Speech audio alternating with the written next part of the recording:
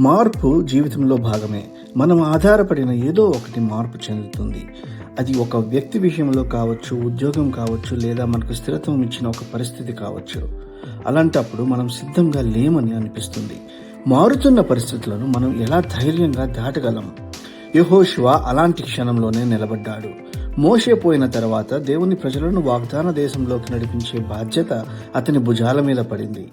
తన నాయకుడు లేని లోటు, కొత్త బాధ్యత, కొత్త ప్రదేశం, పెద్ద మార్పులతో జీవితం భారంగా అనిపించవచ్చు. ఆ అనిశ్చితంలో యెహోషువతో దేవుడు మాట్లాడాడు. బలముగాను ధైర్యంగాను ఉండమని చెప్పాడు.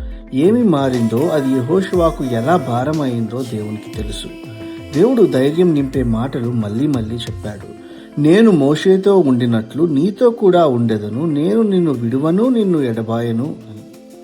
మారుతున్న పరిస్థితులలో ఎప్పటికీ మారని నమ్మకమైన దేవుని మీద దృష్టి పెట్టడం వల్ల, ఆయనపై విశ్వాసంగా ఉండడం వల్ల మనకు నిజమైన ధైర్యం వస్తుంది.